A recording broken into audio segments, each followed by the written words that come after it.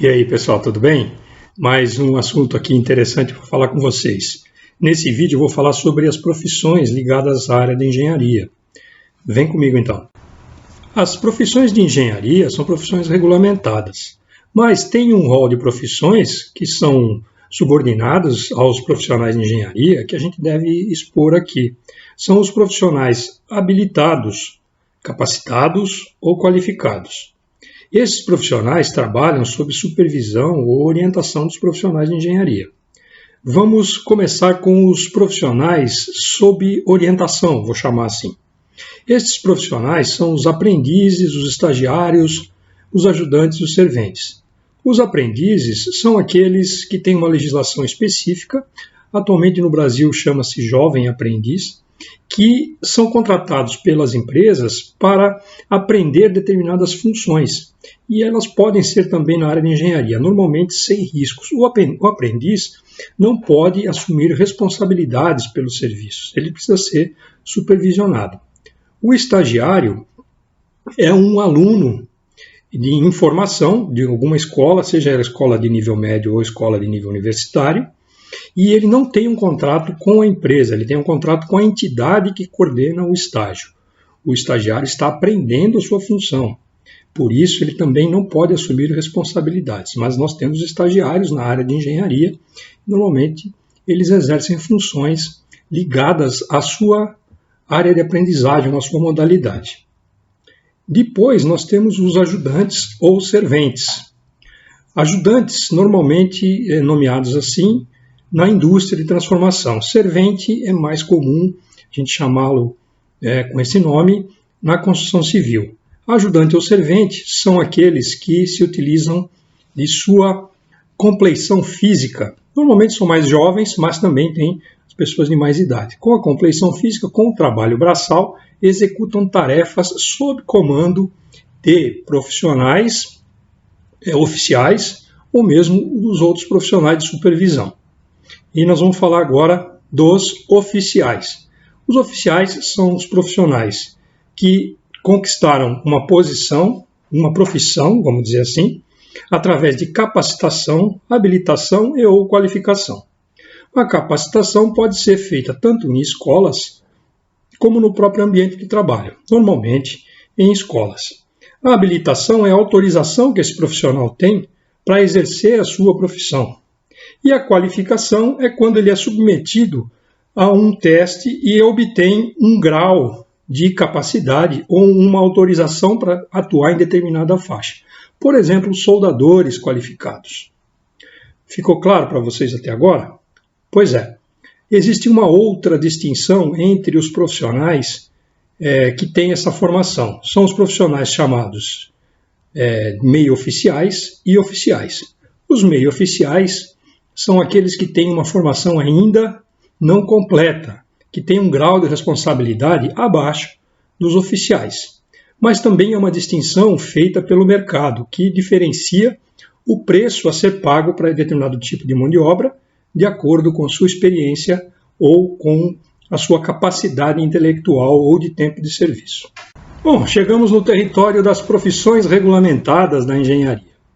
Profissões regulamentadas são aquelas que são fiscalizadas por conselhos ou por órgãos de classe. No Brasil, existem os conselhos de engenharia, o Conselho Federal de Engenharia e Arquitetura, né, e que agora foi desmembrado em Conselho Federal de Engenharia e Conselho Federal ou Conselho de Arquitetura. Os técnicos também têm um Conselho Federal de Técnicos. Tá? E existe um outro conselho também, que é o Conselho Federal de Química, que todos esses conselhos eles são desmembrados em nível estadual, que é onde o profissional é realmente registrado, e em conselhos regionais. Então, os conselhos são os órgãos que fiscalizam. Então, todo profissional de engenharia ele é formado por uma instituição de ensino no território nacional. Ou ele pode ser um profissional formado no exterior que tenha o diploma validado no Brasil, assim ele pode se inscrever num conselho. Qual é a vantagem de estar inscrito num conselho? Quem está inscrito num conselho tem o direito de exercer uma profissão regulamentada no território nacional. Esse exercício profissional pressupõe uma série de conhecimentos, por isso que não é qualquer um ou qualquer curso que você pode fazer para exercer uma profissão de engenharia, por exemplo. Ficou claro até aqui? Bom, e quais são essas profissões regulamentadas na área da engenharia? Bom, como eu falei, algumas saíram da égide dos conselhos de engenharia, mas eu vou tratá-las todas como profissões ligadas à engenharia. Nós temos técnicos, tecnólogos, geógrafos, geólogos, urbanista, que é uma profissão já extinta, que foi incorporada pelo arquiteto, né? O agrônomo, que também pode ser chamado de engenheiro agrônomo, ou engenheiro agrícola, que tem uma similaridade, e o engenheiro propriamente dito, que é dividido em diversas modalidades, assim como o técnico e como o tecnólogo. Tá, e o que diferencia cada uma dessas profissões? Cada uma dessas profissões são diferenciadas pelas atribuições. Por exemplo, o engenheiro ele tem um rol de atribuições plena, ou seja, todas as atribuições da área dentro da sua modalidade, dentro da sua área de formação. Vocês podem ver isso na resolução 218 do CONFEA. Mas ela é uma resolução já em desuso, mas serve muito bem para entender quais são as atribuições. Basicamente, o engenheiro tem atribuição de projeto, de engenharia, né? Ou seja, ele pode conceber produtos. Tem outras atribuições também, mas é um pouco polêmico, então não vou entrar no mérito. Mas ele tem todas as atribuições, se eu não me engano são 18, né? E os outros têm menos atribuições. O tecnólogo, ele é um profissional de engenharia de formação curta. Seria uma formação profissional na área de engenharia, numa área específica, muito ligada ao mercado. São profissionais muito flexíveis, muito bons para determinados setores industriais, rapidamente estão no mercado de trabalho, têm rápida empregabilidade, só que ele tem restrições em relação às atribuições de engenharia. Então, eles não teriam, por exemplo, atribuições de projeto. Mas existe uma briga muito grande com os engenheiros aí, que eles deveriam ter atribuição de projeto para a sua modalidade específica. Por exemplo, nós temos tecnólogos de mecânica em modalidades de projetos, em modalidades de soldagem, em modalidades de metalurgia, de manutenção. Temos tecnólogos de construção civil, tecnólogos de edifícios, movimento de terra e pavimentação. Enfim, para cada uma dessas atividades, há quem defenda que eles deveriam ter atribuições plenas. Já os técnicos, eles têm também formação específica, o que diferencia é que o técnico tem uma formação de nível médio. O que diferencia uma formação de nível médio para uma formação de nível universitário? A formação de nível médio tem uma base da ciência, das ciências, da matemática. Já os profissionais de nível universitário já sabem usar ferramentas matemáticas e todas as outras áreas da ciência para propor soluções de engenharia. O técnico, teoricamente, teria uma limitação nesse sentido. O técnico não faz projeto, não faz concepção de produto. Ele trabalha com produtos já concebidos. Uma outra profissão que pode estar sob a égide do conselho, regulamentada também, é a profissão de geógrafo. Todo geógrafo inscrito no seu conselho de engenharia, ele tem parte das atribuições da cartografia, por exemplo. Sensoriamento remoto, levantamento planialtimétrico. Então, o geógrafo pode adquirir essa função regulamentada também. O geógrafo é a profissão de engenharia que faz a ponte entre a ciência exata e a ciência humana. Temos também o geólogo, que às vezes as pessoas confundem geólogo com geógrafo. O geólogo está muito mais voltado para a parte das rochas, da formação do solo e subsolo, da crosta terrestre. Tá ok? Bom, e temos o agrônomo, ou engenheiro agrônomo, ou engenheiro agrícola, que seria uma área da engenharia, como se fosse um engenheiro voltado para a agricultura.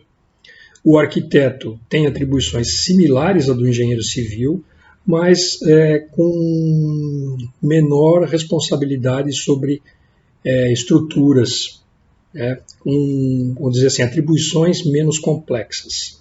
Mas o arquiteto e o urbanista, né, porque é a mesma função, ele tem atribuições exclusivas da área da arquitetura que o engenheiro civil não tem. Por exemplo, a parte de restauração, a parte de projeto arquitetônico, enfim. O arquiteto tem uma função distinta. Ele faz a ponte entre as artes e a engenharia. Tá. E as modalidades que a engenharia tem? Bom, a engenharia, você sabe que a pessoa não se forma engenheiro sem ter uma especificação, uma modalidade em que ela pode exercer essa profissão. Então eu fiz uma distribuição ou uma divisão assim, que é mais didática. Eu não vou dizer que está ligada à legislação, alguma coisa está, mas é mais para vocês entenderem como é a divisão. Existem as engenharias que eu chamo de clássicas, que são a engenharia militar, a engenharia civil, a mecânica, a elétrica e a química. As demais, elas mais ou menos derivam dessas. Tá? Então nós temos dos grupos ligados à engenharia clássica, por exemplo, a engenharia civil, nós temos ligado à engenharia ambiental. Vamos dizer que a engenharia ambiental é um subconjunto ou um subgrupo da engenharia civil. Petróleo e gás, que está ligado à engenharia química, de certa forma, com algumas outras diferenças e especificidades. As integradoras de engenharias, por exemplo, a engenharia mecatrônica. A engenharia mecatrônica integra conhecimentos da mecânica, da elétrica e da eletrônica, da computação, né? Então é uma engenharia que eu chamo de uma área integradora. Eu também nomeei aqui uma outra área que são as integradoras transversais, que integram a engenharia e áreas de conhecimento, por exemplo, das ciências humanas, da gestão. Então nós temos a engenharia de produção, que é mais ou menos um engenheiro que tem conhecimento de gestão de processos produtivos. E também tem um outro tipo de engenharia, uma outra cadeira de engenharia, que é a engenharia de gestão, que é a engenharia voltada para concepção de processos gerenciais. Um resumo, claro, eu não entrei em profundidade nesse assunto. Temos as engenharias, vamos dizer assim, adicionadas às suas atribuições. Por exemplo, a engenharia de segurança do trabalho, que é adicionada às suas atribuições de engenheiro, da sua graduação, como uma especialização. Então, se você é engenheiro, você faz uma especialização, né, de um tempo aí, mais ou menos uns 2 anos, e você se forma engenheiro de segurança do trabalho.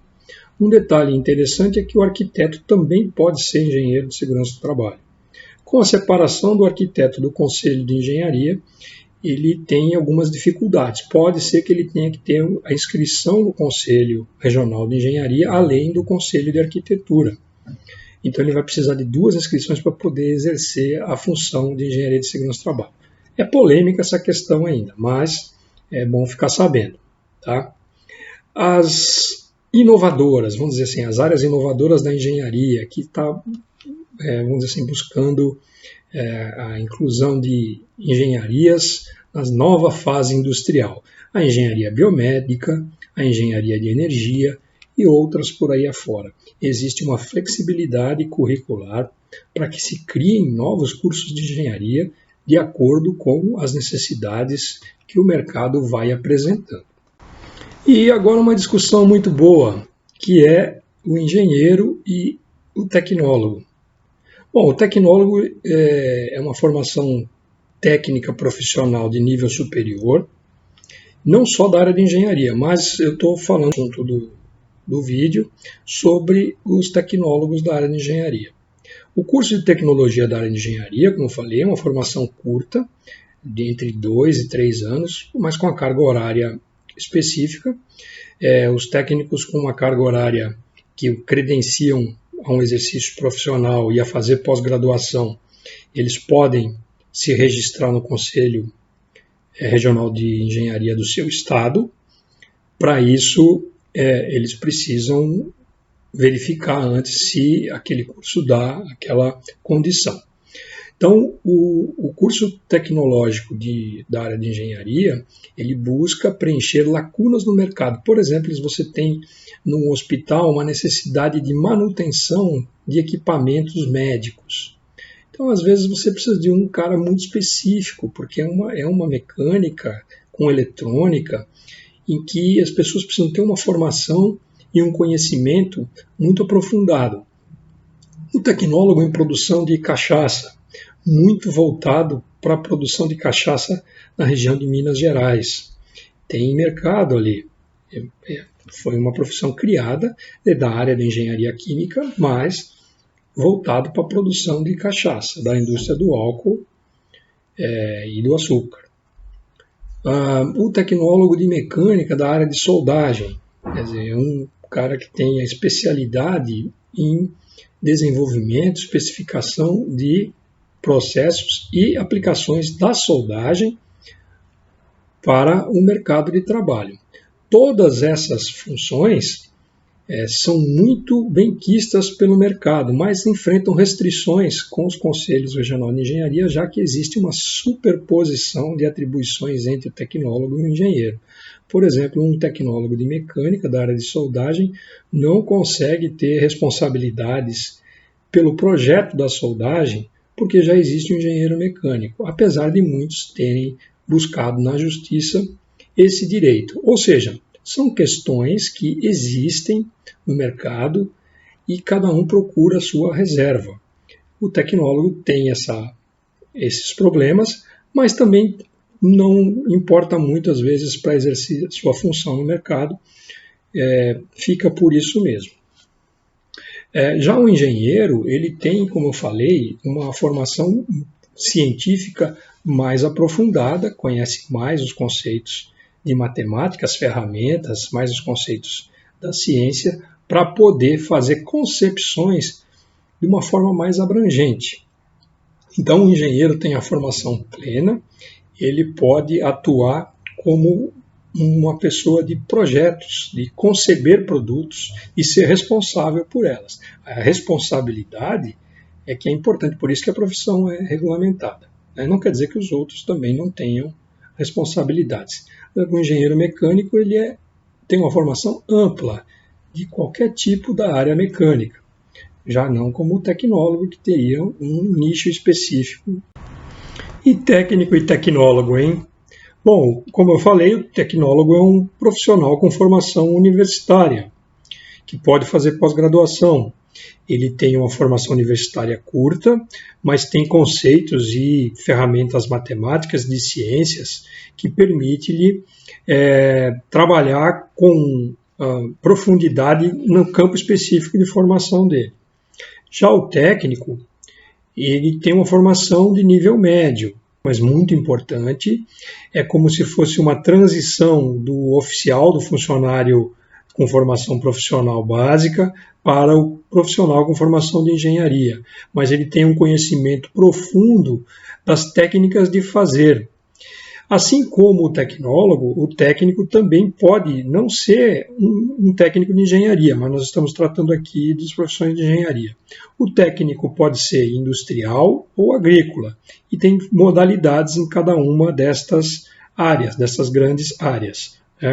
Então, o que diferencia, na verdade, é que o tecnólogo tem algumas responsabilidades de projeto, que é polêmico em relação aos engenheiros, que o técnico não teria. Outro debate interessante é engenheiro químico e químico. Qual a diferença? Bom, existe uma superposição de atribuições entre as profissões regulamentadas pelos CREAs, pelo CONFEA, pelo Conselho Federal de Engenharia, e pelo Conselho Federal de Química e Conselhos Regionais de Química. Então, tanto os profissionais da área de engenharia química, engenharia de petróleo, engenharia ambiental e sanitária, etc., podem se registrar nos conselhos federais ou regionais de química, como nos conselhos de engenharia. A diferença é que a atribuição de engenharia é uma atribuição do engenheiro, são atribuições das profissões de engenharia. Já o químico, ele é mais voltado para o processo, para a reação química em si. Ele não tem atribuições de projetar processos e sistemas químicos, como tem o engenheiro, que pode ser o responsável técnico. Mas, enfim, existem coisas que se superpõem, intersecções profissionais, que você deve resolver com cada um dos conselhos e com as atribuições de cada uma das profissões. Em última instância, é a lei que vai decidir. Bom, então, atualmente, os conselhos que têm interface com as profissões de engenharia ou que supervisionam ou fiscalizam as profissões de engenharia são os CREAs, os CAUs, né, o CAU, Conselho de Arquitetura e Urbanismo, o CRQ, Conselho Regional de Química, e os CRTs, Conselho Regional dos Técnicos. Então, esses conselhos você pode buscar a inscrição de acordo com a sua profissão. Engenheiros, o CREA, arquitetos, o CAU, técnicos, o Conselho de Técnicos, químicos, o Conselho de Química, embora o engenheiro também possa se registrar no Conselho de Química. Então, pessoal, é importante dizer que os conselhos buscam vantagens para as suas respectivas categorias profissionais, dentro, obviamente, das suas limitações de formação. Uma outra função do conselho é avalizar determinado profissional com formação específica que não existe em território nacional para que ele possa exercer a profissão regulamentada dentro do Brasil. Bom, resumindo, então nós temos uma hierarquia de atribuições. Então você tem as profissões plenas, vamos dizer assim, vou resumir a profissão plena no engenheiro.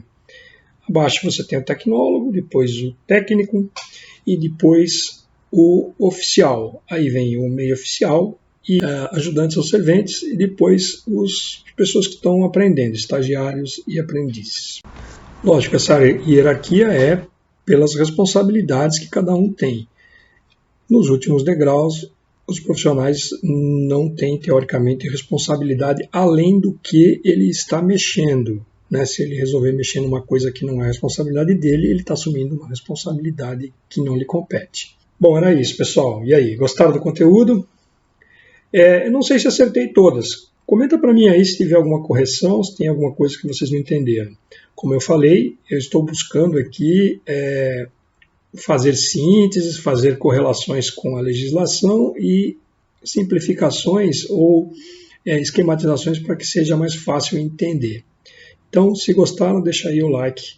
Um abraço, até o próximo vídeo.